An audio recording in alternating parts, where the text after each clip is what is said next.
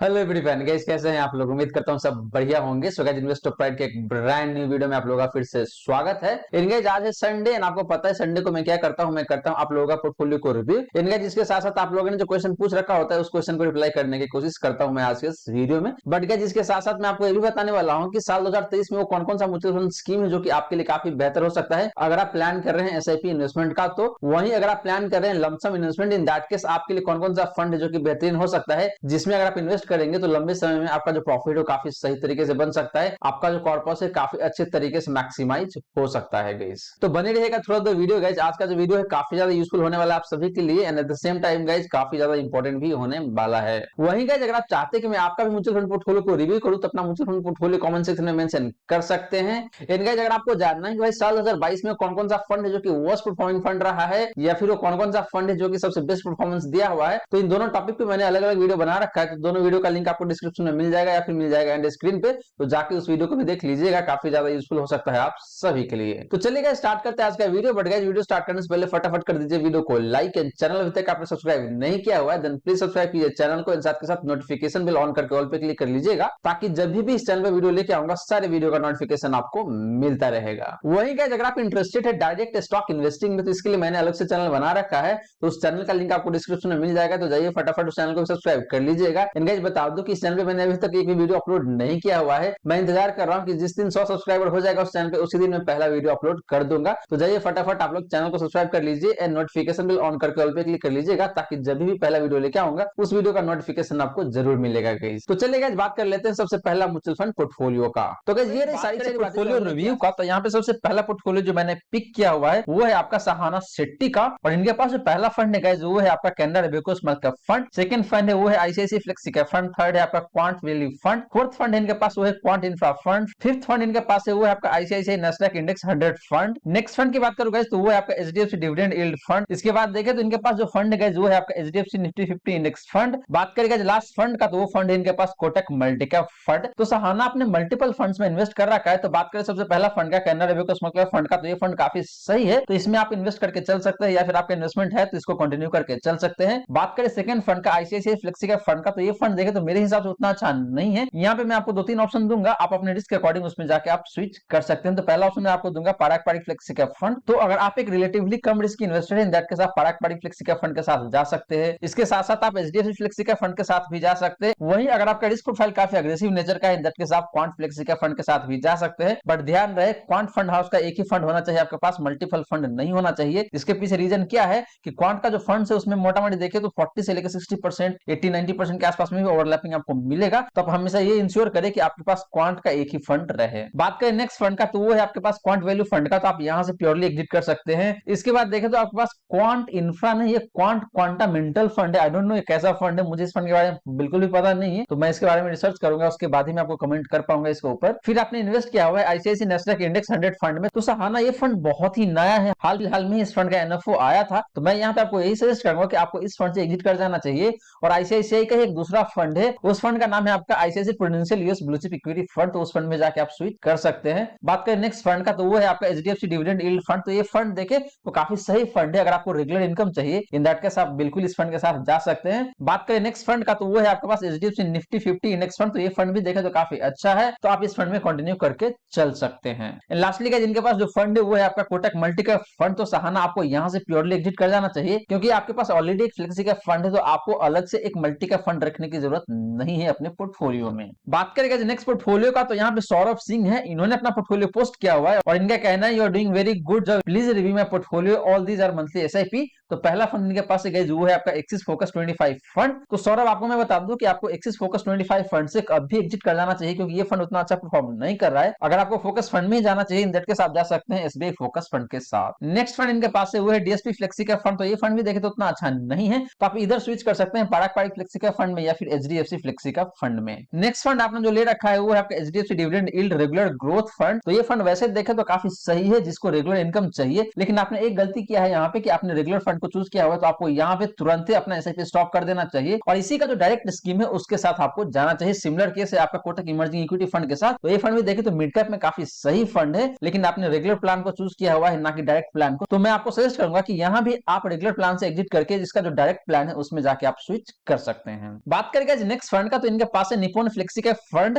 तो सौरभ मैं आपको बता दूं कि आपके पास ऑलरेडी एक फ्लेक्सी कैप फंड है, तो आपको दूसरा फ्लेक्सी कैप फंड ऐड करने की जरूरत नहीं है अपने पोर्टफोलियो में। तो आपको जो मैंने बताया यहाँ पे कि आपको इधर पराग पाटिल फ्लेक्सी कैप फंड के साथ जाना चाहिए या फिर एचडीएफसी फ्लेक्सी कैप फंड के साथ, तो आप उसके साथ स्टिक कर सकते हैं। एंड लास्टली इनके पास देखें तो जो फंड है वो है Nippon India small cap fund. तो ये फंड काफी सही है, तो आप इसके साथ कंटिन्यू कर सकते हैं। बात करेंगे नेक्स्ट पोर्टफोलियो का, तो यहाँ पे श्यामल दास है, इन्होंने अपना पोर्टफोलियो पोस्ट किया हुआ है और इनका कहना है hello sir please review my portfolio. पहला फंड इनके पास है वो है आपका पराग पाटिल फ्लेक्सी कैप फंड। तो ये फंड काफी सही है, तो श्यामल आप इसमें अपना इन्वेस्टमेंट कंटिन्यू करके चल सकते हैं। बात करें सेकंड फंड का, तो इनके पास लार्ज कैप कैटेगरी से जो फंड है वो है Canara Robeco blue chip equity fund. तो ये फंड भी काफी सही है, तो श्यामल आप अपना इन्वेस्टमेंट यहाँ भी कंटिन्यू करके चल सकते हैं। बात करेंगे थर्ड फंड का, तो वो है इनके पास PGIM India mid cap fund. तो ये फंड भी काफी सही है, तो श्यामल यहाँ भी आप अपना इन्वेस्टमेंट कंटिन्यू करके चल सकते हैं। बात करें फोर्थ फंड का, तो वो है आईसीआईसी प्रूडेंशियल टेक्नोलॉजी फंड। तो ये फंड भी देखे तो काफी सही है टेक्नोलॉजी सेक्टर से, हालांकि सेक्टोरल फंड काफी रिस्की होता है श्यामल, तो आपको ये बात जरूर ध्यान में रखना चाहिए। और ये फंड हाल फिलहाल में उतना अच्छा परफॉर्म नहीं किया है, तो अगर आपके पास पैसे है तो आप इसको टॉप अप भी कर सकते हैं, सो दैट कि आने वाले समय में आपका जो एवरेज कॉस्ट है वो कम हो जाए और आपका जो प्रॉफिट है वो मैक्सिमाइज हो पाए। बात करें नेक्स्ट फंड का, तो इनके पास जो फंड है वो है आपका एसबीआई फोकस इक्विटी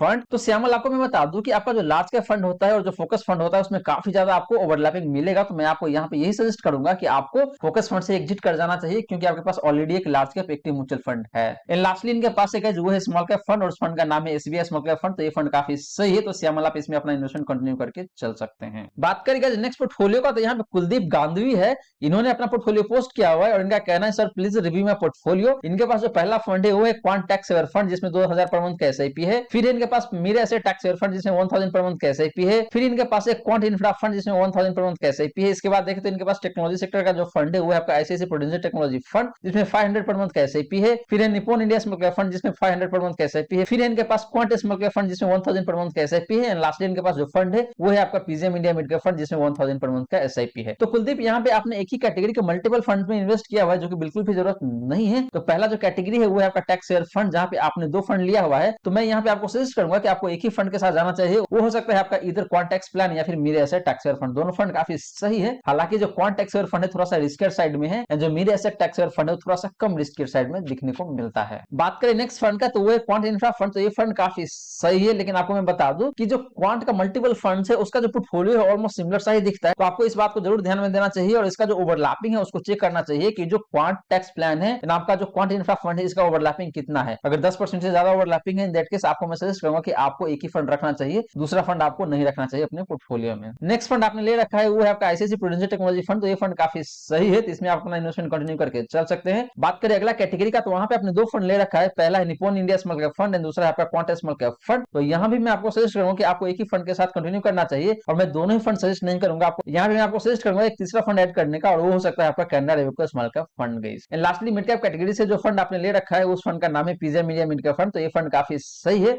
तो कुलदीप इसमें आप अपना इन्वेस्टमेंट कंटिन्यू करके चल सकते हैं। बात करेंगे नेक्स्ट पोर्टफोलियो का, तो यहाँ पे प्रदीप कुमार सूद है, इन्होंने अपना पोर्टफोलियो पोस्ट किया हुआ है और इनके पास जो पहला फंड है वो है आपका मीरे एसेट टैक्स फंड जिसमें 12000 पर मंथ का एसआईपी है। सेकंड नंबर का फंड इनके पास है वो है आपका यूटीआई निफ्टी 50 इंडेक्स फंड। तो ये फंड भी काफी सही है, पहला फंड भी काफी सही था। बात करें थर्ड फंड का, तो वो है PGM India mid cap fund जिसमें 3100 पर मंथ का एसआईपी है। फोर्थ फंड की बात करें तो वो है आपका एक्सिस स्मॉल कैप फंड जिसमें देखे तो 3000 पर मंथ का एसआईपी है। बात करें फिफ्थ फंड का, तो वो है Canara Robeco small cap fund. And बात करेगा लास्ट फंड का, तो वो है आपका क्वांट एक्टिव फंड। तो ये फंड भी काफी सही है। तो प्रदीप आपका जो पोर्टफोलियो है मुझे मोटा मोटी काफी सही दिखता है, यहाँ पे बहुत ज्यादा चेंज करने की जरूरत नहीं है। बस आपको एक ही चेंज में यहाँ पे सजेस्ट करूंगा करने को, वो है आपका स्मॉल कैप कैटेगरी से। तो मैं आपको बोलूंगा कि आप Canara Robeco small cap fund के साथ कंटिन्यू करें और आप एग्जिट कर सकते हैं एक्सिस स्मॉल कैप फंड से। इसके अलावा देखें तो बाकी के सारे फंड आपका सही है, आपको कहीं कोई चेंज करने की जरूरत नहीं है। बात करेगा नेक्स्ट पोर्टफोलियो का, तो यहाँ पे स्वप्निल नावड़े है, सॉरी अगर मैं आपका नाम गलत प्रोनाउंस कर रहा हूं। तो इनका कहना है हेलो सर मैं 22 साल का हूं and I started investing in grow app from 25 अक्टूबर 2022। यानी कि पिछले 1-2 महीने से इन्होंने अपना इन्वेस्टमेंट स्टार्ट किया है।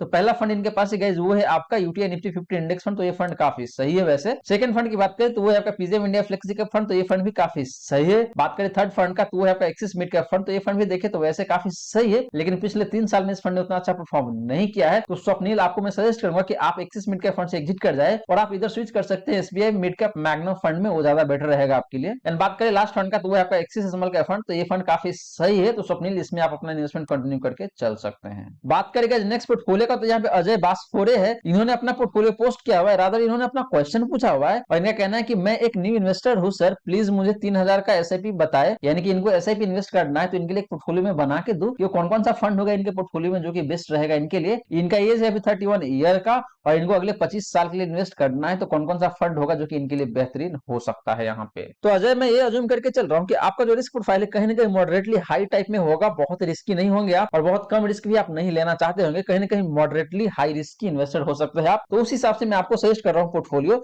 तो पहला फंड जो मैं आपको बताऊंगा वो होगा आपका निप्पॉन इंडिया इंडेक्स फंड, जिसमें आपको इन्वेस्ट करना है। सेकंड फंड मैं आपको बताऊंगा फ्लेक्सी कैप कैटेगरी से और वो फंड है आपका पाराक पारिक फ्लेक्सी कैप फंड। बात करें थर्ड फंड का, तो एक large and mid cap fund है और उस फंड का नाम है आपका SBI large and mid cap fund. And बात करें लास्ट फंड का, तो वो मैं बताऊंगा आपका स्मॉल कैप कैटेगरी से और उस फंड का नाम है कैनरा डेविको स्मॉल कैप फंड। तो इन 4 फंड में आपको इन्वेस्ट करना है और अपने कैपिटल को अकॉर्डिंगली डिवाइड कर लेना है और आपका पोर्टफोलियो काफी सही तरीके से बन जाएगा। तो इसमें आपका जो रिस्क प्रोफाइल है वेरी अग्रेसिव नहीं होगा, लेकिन मॉडरेटली हाई जरूर होगा, इस बात को जरूर ध्यान में रखना है आपको। और सिंस आप अगले 25 साल के लिए इन्वेस्ट करना चाहते हैं तो आपके लिए काफी सही रहेगा ये चारों फंड। और अगले 2 से 3 साल में आप अपने पोर्टफोलियो को रिव्यू करके वहां पे अगर आपको लगता है भाई कुछ चेंज करने की जरूरत है तो आप वहां पे चेंज कर सकते हैं, या फिर आप मेरे से पूछ ही सकते हैं, मैं अवेलेबल रहूंगा ही। तो उस टाइम पे मैं आपको बता दूंगा कि भाई आपके अपने पोर्टफोलियो में क्या क्या चेंज करना चाहिए। तो ये 4 फंड है, इस 4 फंड में आपको इन्वेस्ट करना चाहिए और ये चारों फंड आपके लिए काफी सही रहेगा और काफी अच्छा खासा प्रॉफिट या फिर कह लीजिए आपको काफी अच्छा खासा कॉर्पस बना के दे सकता है अगले 20 से 25 सालों में। अब चलिए गाइस बात करते हैं नेक्स्ट पोर्टफोलियो का। तो गाइस बात करें नेक्स्ट पोर्टफोलियो का, तो यहाँ पे अमनदीप सिंह है, इन्होंने अपना पोर्टफोलियो पोस्ट किया हुआ है और इनका कहना है कि भाई can you please review my portfolio. इनके जो पोर्टफोलियो में पहला फंड है वो है आपका एक्सिस ब्लू चिप फंड, जिसमें 2000 पर मंथ का एसआईपी है। सेकंड फंड इनके पास वो अगेन लार्ज कैप कैटेगरी से है और उस फंड का नाम है कैनरा डेविको ब्लू चिप इक्विटी फंड, यहाँ भी इन्होंने 2000 पर मंथ का एसआईपी किया हुआ है। तो अमनदीप मुझे याद है आपने लिखा हुआ था कि भाई आपने डाइवर्सिफिकेशन के लिए 2 लार्ज कैप फंड में इन्वेस्ट किया हुआ है, जो कि बिल्कुल भी लॉजिकल नहीं है मेरे हिसाब से, क्योंकि दोनों फंड में ऑलमोस्ट 60% के आसपास का ओवरलैपिंग आपको मिलेगा। तो मैं आपको सजेस्ट करूंगा कि आप एक्सिस ब्लू चिप फंड से एग्जिट कर जाए और आप कैनरा डेविको ब्लू चिप इक्विटी फंड के साथ कंटिन्यू कर सकते हैं और 2000 के बदले आप 4000 का एसआईपी कर सकते हैं उसमें। थर्ड फंड आपके पास से वो है Mirae asset emerging blue chip fund. तो ये फंड वैसे देखे तो काफी अच्छा है, लेकिन जो लार्ज कैप फंड है and large and mid cap fund है, इन दोनों फंड में काफी ओवरलैपिंग मिलेगा आपको। तो मैं आपको सजेस्ट करूंगा कि आपको Mirae asset emerging blue chip fund से एग्जिट कर जाना चाहिए और एक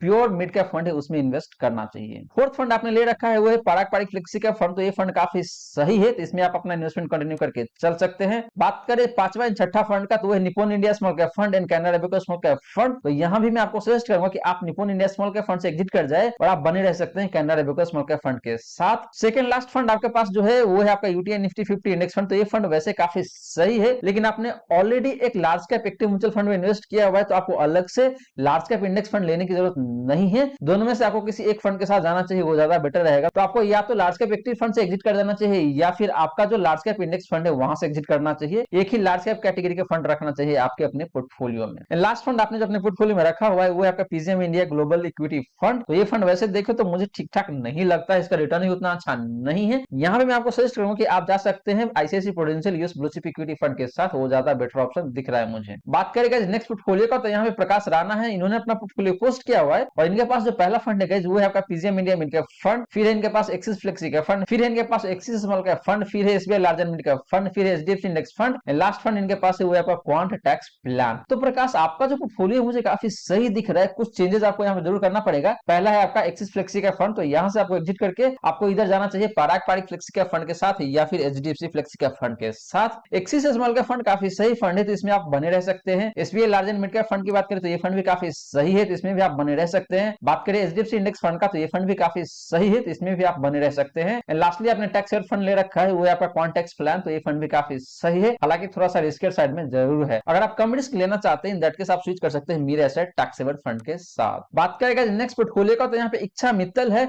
इन्होंने अपना पोर्टफोलियो पोस्ट किया हुआ है, रादर इन्होंने अपना क्वेश्चन पूछा हुआ है और इनका कहना है hi sir, thanks for this wonderful video. I want to build an aggressive mutual fund portfolio to create wealth of 30 crore. Which mutual fund should be part of my portfolio? Can I invest in more than one small cap fund to generate more wealth? Please reply sir, thank you. तो इच्छा आपको 30 करोड़ का wealth बनाना है और इसके लिए आपको काफी लंबा टाइम देना पड़ेगा, इस बात को जरूर ध्यान में रखना है। और ये जरूरी नहीं है कि लंबे समय में आपका जो कॉर्पस है 30 करोड़ हो ही जाएगा, हो सकता है कम भी हो या फिर इससे ज्यादा भी हो सकता है। ये सब डिपेंड करता है आपके रिटर्न्स के ऊपर, यानी कि आपको जो सालाना रिटर्न मिलता है म्यूचुअल फंड में वो रिटर्न कैसा रहता है उसके ऊपर डिपेंड करता है। और बात रहे सेकंड क्वेश्चन का, तो आपने जो सेकंड क्वेश्चन पूछा हुआ है कि भाई आप एक से ज्यादा स्मॉल कैप फंड में इन्वेस्ट कर सकते हैं या फिर नहीं, तो एक से आप बिल्कुल इन्वेस्ट कर सकते हैं। आपको चेक करना पड़ेगा कि भाई 2 स्मॉल कैप फंड जिसमें आप इन्वेस्ट करना चाहते चाहते हैं उसका पोर्टफोलियो ओवरलैपिंग परसेंटेज कितना है। अगर वो 5 से 10% के बीच में, इन दैट केस आप बिल्कुल जाके इन्वेस्ट कर सकते हैं। वहीं पोर्टफोलियो ओवरलैपिंग 10% से ज्यादा है, इन दैट केस मैं आपको सजेस्ट करूंगा कि आपको इन्वेस्ट नहीं करना चाहिए। दोनों के दोनों स्मॉल कैप फंड में आपको एक ही स्मॉल कैप फंड चूज करना चाहिए इन दैट केस। अब बात रही कि भाई आपको 30 करोड़ का जो कॉर्पस बनाने के लिए कौन कौन सा फंड चाहिए जो कि काफी अग्रेसिव नेचर का फंड हो और लंबे समय में काफी तगड़ा रिटर्न आपको दे सके। तो यहाँ पे मैं ये अज्यूम करके चल रहा हूँ कि भाई अगर आप 25 साल के लिए इन्वेस्ट करके चलते हैं और 15% के आसपास का एनुअल रिटर्न हो आपको मिलता है, इन दैट केस आपको 90 से 95 हजार पर मंथ का एसआईपी आपको स्टार्ट करना पड़ेगा, तभी आप इजीली अचीव कर पाएंगे 30 करोड़ का कॉर्पस अगले 25 सालों में, प्रोवाइडेड आपको 15% पर एनम का रिटर्न मिलता है। तो इसके लिए मैं आपको 5 फंड सजेस्ट करूंगा। पहला होगा आपका कैनरा वेको ब्लू चिप इक्विटी फंड। तो ये काफी सही फंड है लार्ज कैप कैटेगरी से, तो इसमें आप इन्वेस्ट करके चल सकते हैं। सेकंड फंड मैं आपको बताऊंगा वो है आपका एक मल्टी कैप फंड और उस फंड का नाम है क्वांट एक्टिव फंड। तो आप इसमें इन्वेस्ट करके चल सकते हैं, लेकिन ध्यान रहे क्वांट एक्टिव फंड बहुत ही हाई रिस्की फंड है। तो इस फंड पे आपका जो नजर है बरोबर रहना चाहिए ताकि आपको पता चले कि भाई इस फंड का बिहेवियर कैसा रहता है आने वाले समय में। थर्ड फंड की मैं बात करूं तो मिड कैप कैटेगरी से फंड है और उस फंड का नाम है आपका PGM India mid cap fund. तो इसमें आप अपना इन्वेस्टमेंट स्टार्ट कर सकते हैं। बात करें फोर्थ फंड का तो वो एक सेक्टोरल फंड है आईटी सेक्टर से और उस फंड का नाम है आपका आईसीआईसी प्रूडेंशियल टेक्नोलॉजी फंड। तो ये फंड भी देखे तो काफी रिस्की फंड है, तो इस फंड पे भी आपका नजर बिल्कुल बना रहना चाहिए और इस फंड का बिहेवियर आपको पता चलता रहना चाहिए कि आने वाले समय में कैसा परफॉर्म कर रहा है। एंड बात करें लास्ट फंड का तो वो है आपका स्मॉल कैप कैटेगरी से और उस फंड का नाम है कैनरा रेवेको स्मॉल कैप फंड। तो इसमें भी आप अपना इन्वेस्टमेंट स्टार्ट कर सकते हैं। तो ये 5 फंड है और इन पांचों फंड में आपको कहीं ना कहीं 90 से लेकर 95 हजार पर मंथ के हिसाब से एसआईपी करना पड़ेगा और अकॉर्डिंगली आपको डिवाइड करना पड़ेगा। और यहाँ पे मैं आपको सजेस्ट करूंगा कि आपका जो टोटल पोर्टफोलियो है उसका वेटेज कहीं ना कहीं आपके जो मिड कैप और स्मॉल कैप है उस पर ज्यादा होना चाहिए, सो दैट आने वाले में आपका जो कैपिटल है काफी रैपिडली ग्रो हो पाए। लेकिन ऐसा करने पे एट द सेम टाइम आपको जो रिस्क लेवल है वो काफी बढ़ जाता है, तो इस बात को जरूर ध्यान में रखे आप। तो गाइस ये रही सारी बातें जो हमने की आज के इस वीडियो में। और गाइस यहाँ पे मैंने आपको 10 म्यूचुअल फंड पोर्टफोलियो को रिव्यू करके दिया है। इसके साथ साथ गाइस मैंने आपको ये बताया कि साल 2023 में कौन कौन सा फंड है जो कि आपके लिए बेहतर हो सकता है अगर आप प्लान कर रहे हैं एसआईपी इन्वेस्टमेंट का। वहीं अगर आप प्लान कर रहे हैं लमसम इन्वेस्टमेंट का तो इसके लिए भी मैंने आपको अलग अलग फंड बताया है। तो आशा करता हूं जितनी भी बातें मैंने बताने की कोशिश किया है सारी बातें आपको समझ में आ गया होगा। मन में अगर कोई डाउट है कोई क्वेश्चन है तो फटाफट कमेंट सेक्शन में पूछ लीजिए, आपके क्वेश्चन का रिप्लाई मैं कर दूंगा। वहीं गाइस अगर आप चाहते हैं कि मैं आपका म्यूचुअल फंड पोर्टफोलियो को रिव्यू करूं तो आप अपना mutual fund portfolio comment section में मेंशन कर सकते हैं। एंड गाइस वीडियो अच्छी लगी हो तो वीडियो को लाइक जरूर करें, वीडियो को शेयर कर दें अपने फ्रेंड फैमिली सर्कल में ताकि बाकी लोगों को भी इस वीडियो का फायदा हो सके। एंड गाइस आपने चैनल को अभी तक सब्सक्राइब नहीं किया हुआ है देन प्लीज सब्सक्राइब कीजिए चैनल को, साथ के साथ नोटिफिकेशन बिल ऑन करके ऑल पे क्लिक कर लीजिएगा ताकि जब भी इस चैनल पे वीडियो लेके आऊंगा सारे वीडियो का नोटिफिकेशन आपको मिलता रहेगा। So guys thank you so much for watching this video. मिलते हैं अगले वीडियो में। जय हिंद जय भारत।